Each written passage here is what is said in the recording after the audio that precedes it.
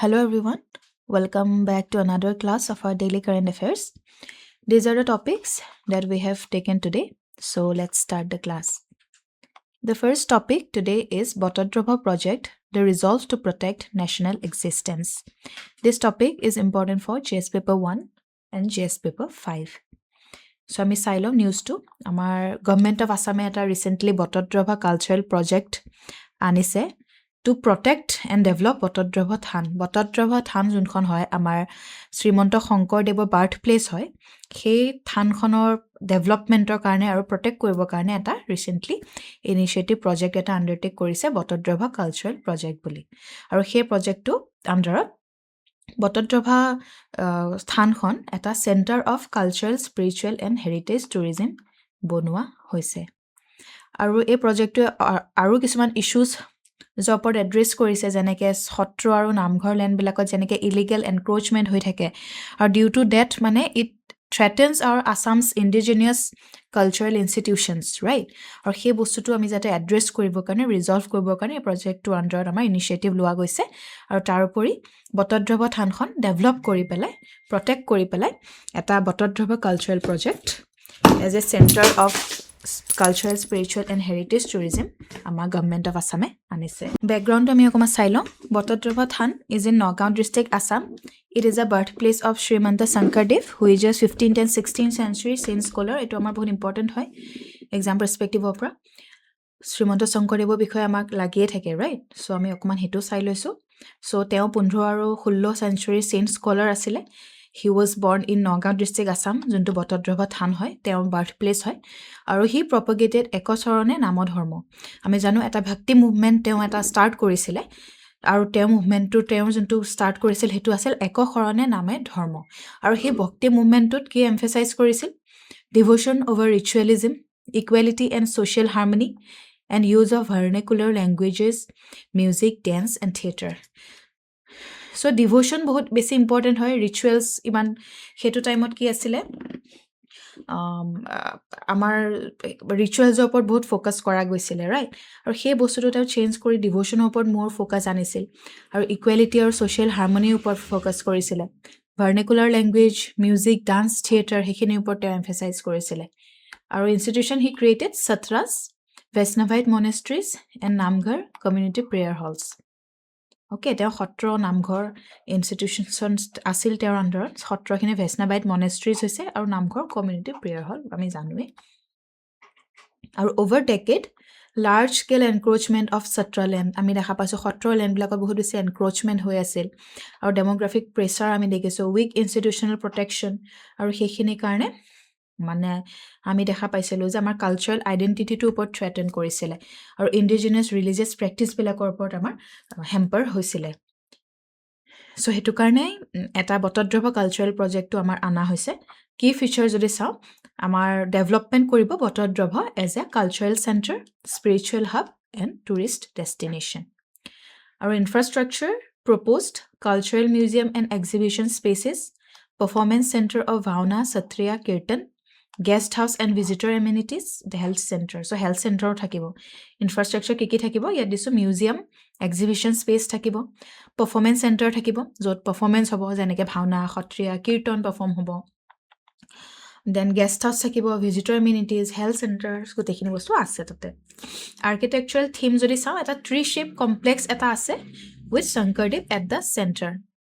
আৰু প্ৰজেক্টটো 3টা ফেজত ইমপ্লিমেণ্ট কৰা হৈছে। আৰু এমফেচিছ কিহত দিছে? ট্ৰেডিশ্যনেল আছামিজ আৰ্কিটেকচাৰ ইউজ কৰিছে, তাৰোপৰি indigenous art and lifestyle representation কৰিছে।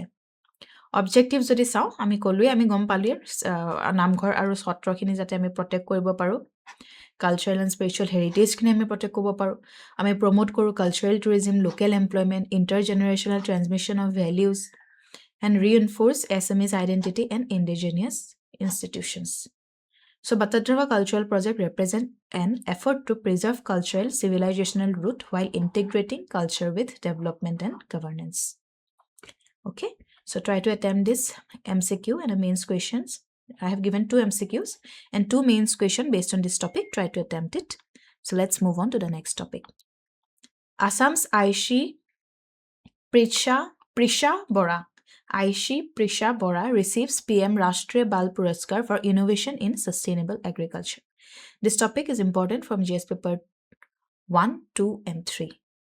So Aishi Prisha Bora, তাই এজনী যোৰহাট ডিষ্ট্ৰিক্টৰ ছোৱালী হয় তাই ৰিচেণ্টলি প্ৰধানমন্ত্ৰীৰ ৰাষ্ট্ৰীয় বাল পুৰস্কাৰ পাবলৈ সক্ষম হৈছে in the field of science and technology ঠিক আছে প্ৰেচিডেণ্টে আমাৰ এই এৱাৰ্ডটো দিয়ে এট বিজ্ঞান ভৱন ভাৰত মণ্ডপম নিউ দিল্লী আৰু she is recognized for her innovative affordable and economically sustainable solution especially in natural farming and waste to wealth initiative so natural farming কিহৰ related আছিলে তেওঁ যে এতিয়া এৱাৰ্ডটো পালে তেনেকৈ আমাৰ আহি যাব পাৰে তাই নামটো ডাইৰেক্টলি আহি যাব পাৰে so we should remember this it is very important from our exams perspective so natural farming and waste to wealth ইনিচিয়েটিভৰ কাৰণে তাই এৱাৰ্ডটো পাইছে দেন বেকগ্ৰাউণ্ডটো আমি চাই লওঁ প্ৰধানমন্ত্ৰী ৰাষ্ট্ৰীয় বাল পুৰস্কাৰ it is India's highest civilian award for children.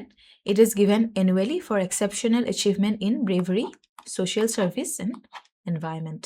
Okay, so every year it dia hoy achievement or in bravery hawk social service by environment sports art and culture science and technology related jodi kiba achievement ase hekhini khetrot amar ei award to dia jay objectives jodi sa amar innovation leadership or excellence kini lorasali khetrot ami jate encourage koribo paro promote koribo paro aru nation building value to jodi ami hor kalor pai anibo paro lorasali khinir majot hetu objective hoise Aishi Prisha Bora workখিনিৰ বিষয়ে অকমান ওয়াৰ্কটো বিষয়ে আমি অকমান চাই লওঁ মই কলোৱে natural farming প্ৰেক্টিসেস sustainable agriculture সাৰ্কুলাৰ ইকোনমিৰ লগত জড়িত হয় কি ইনোভেশন কি হয় কি কৰিছে তাই eco-friendly mulching technique using hay and recycled newspaper hay আৰু recycled newspaper use কৰি পেলাই eco-friendly mulching technique এটা তাই introduce কৰিছে আৰু machine to produce pencil from waste so waste paper pa ami keneke pencil produce kobo paru tar machine to aru grey water recycling system so ekhini innovations hoy benefit of our agriculture innovation it will improve soil health reduce dependency on chemical fertilizer eco friendly pest control cost effective for small and marginal farmer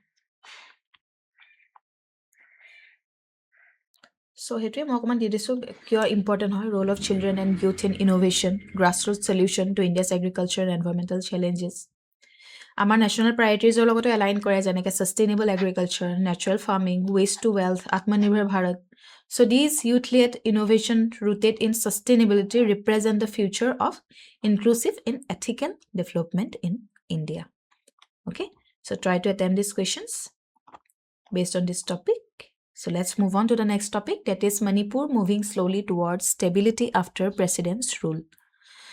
This topic is important from GS paper 1, GS paper 2 and GS paper 3's point of view.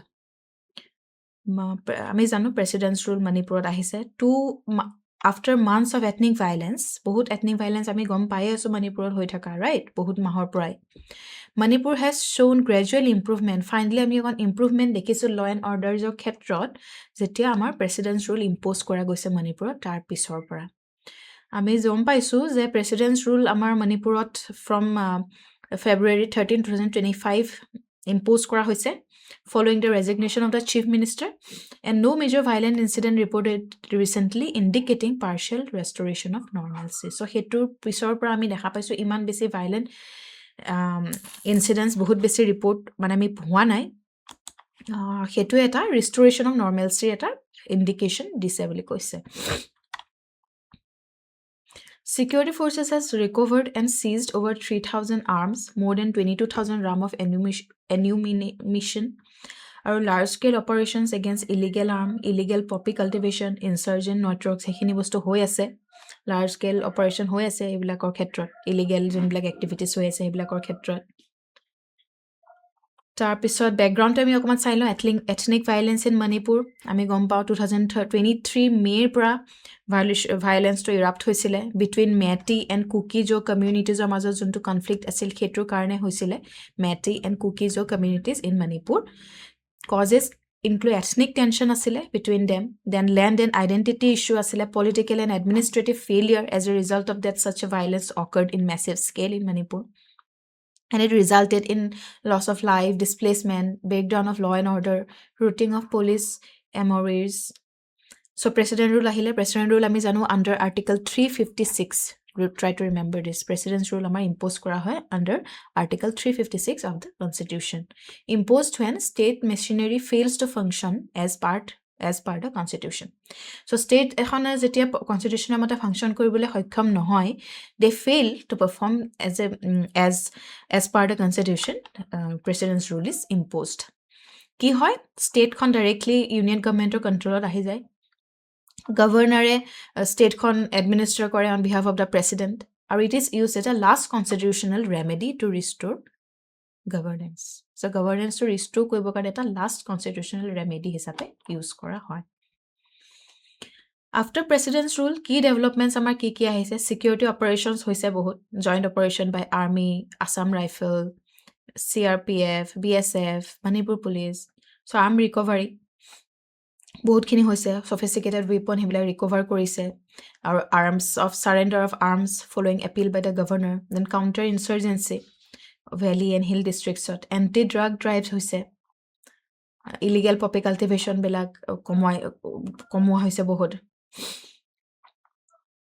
opium cultivation বিলাকৰ ওপৰত prevention steps লোৱা গৈছে.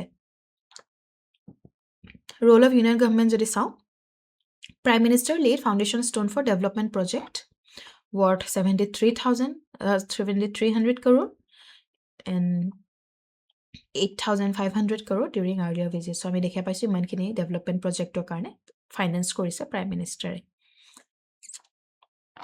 So Draupadi Murmu our president focus কৰিছে on cultural integration and development of the region, inauguration and project in Imphal and Senapati. যাতে আমি piece আনিব পাৰো, development আনিব পাৰো, ট্ৰাষ্ট বিল্ডিং এমং কমিউনিটি আমি আকৌ ৰিষ্ট'ৰ কৰিব পাৰো. সো কাৰেন্ট ষ্টেটাস যদিও এতিয়া ফ্ৰেজাইল বাট ইমপ্ৰুভ হৈ আছে. ওকে, অফিচিয়েল নোট এটোৱে যে ষ্টেবিলিটিটো লাহে লাহে আহিছে, বাট সাস্টেইনড পিস এফৰ্ট আমাৰ এতিয়াও দৰকাৰ. এতিয়া আমাৰ rebuilding trust is very important, rehabilitation and long term conciliation is very important to restore peace in that region. So stability imposed through force must ultimately be sustained through reconciliation, inclusive government and development. Okay, so try to attempt this MCQ and a mains question related to this topic. Let's move on to the next. PM asks states to replicate Pragati platform, stresses tech-driven governance. This topic is important for GS paper 2 and GS paper 3. News to ami sailo.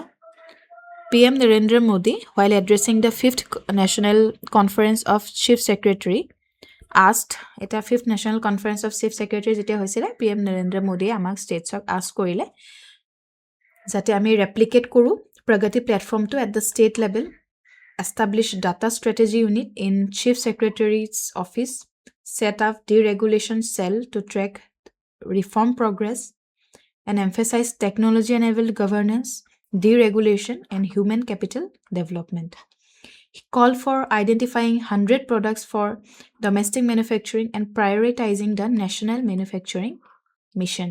He also suggested limiting video conferences for district collectors to 2 hours per week to ensure more field engagement. So Pragati hoy ki proactive governance and timely implementation. Okay, Pragati full form hoise ketiba ahi jabo pare, proactive governance and timely implementation. It was launched in 2015. It is an ICT based governance platform integrating real-time data monitoring, geospatial mapping, video conference, real-time on data monitoring hoy, geospatial mapping, then video conferencing, enabling the PMO to Prime Minister's office to monitor critical infrastructure project and flagship schemes with state. Then Chief Secretariat Conference, platform for cooperative federalism. Okay, our namtote ase proactive governance and timely implementation. It focuses on governance reforms, technology adoption, center-state coordination. Tamar 2025 theme hoise human capital for Viksit Bharat. Key concept explained: human capital versus demographic dividend. Demographic dividend is a mere population advantage. Human capital skilled, educated, productive citizens, যোনখিনি হয় সেইখিনি আমাৰ human capital হয় আমাৰ কাণ্ট্ৰিখনৰ। Demographic dividend মানে population advantage আমাৰ কিমান। Then PM emphasis quality of population, not just quantity. Deregulation sells. Aims to reduce compliance burden, simplify business regulations, improve ease of doing business at state level. And data strategy units use data for evidence-based policy making, outcome monitoring, predictive governance. Pragati reflects minimum, it was so important, minimum government, maximum governance. So data-driven governance, it will improve, data-driven jodi hoy, it will improve transparency, efficiency, timely decision making, limiting VCs, ensure ground-level empathy and realism in administration, identifying 100 খিনি মই ক'লোৱেই। Process-based governance to outcome-based governance slowly transition korat goal hoise. So technology-enabled, data-driven, and deregulated governance combined with cooperative federalism can transform India's demographic potential into robust human capital for a Vikshit Bharat. Try to attempt this question based on this topic. Let's move on to the next topic. So President Draupadi Murmu undertakes 2-hour submarine sortie. This topic is important for GS paper 2 and GS paper 3. President Murmu ami dekha palo, she took a 2-hour submarine sortie. Abroad, code goise INS Vakshir. INS Vakshir is a 2-hour sortie goise. It took place in Karnataka, Western Seaboard. She is the second president after APJ Abdul Kalam to undertake a submarine sortie. So INS Vakshir, ami salo, it is a indigenously built diesel electric submarine. Okay, eto important hoy. So INS Vakshir ki hoise eta indigenously amar nijor build kora eta diesel electric submarine. Background to ami sailo. INS Vakshir to important hoy je hetake nijor ase, we should know about it.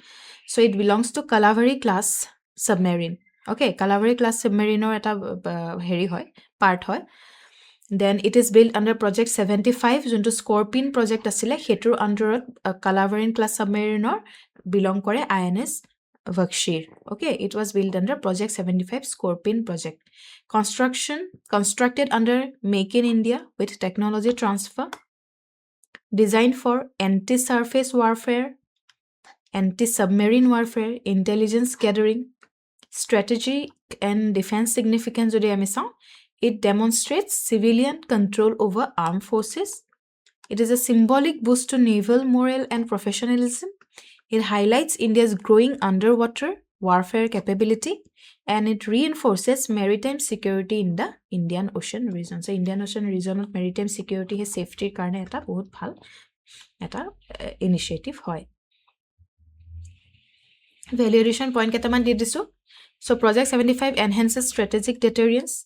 And diesel electric submarine pela ki hoy highly silent thake. Diesel electric submarine hoy, they doesn't make much noise, they are very silent, then cost effective hoy, suitable for littoral operation, and it aligns with our Atmanirbhar Bharat in defense. Ei bostu bila connect kori ami likhiba parile amar answers bila bhal hoy. So moi di disu value addition points kineu we should know. Then try to attempt these questions based on this topic. That's it for today. Thank you for watching. I'll see you in the next class. Till then, take care. Bye-bye.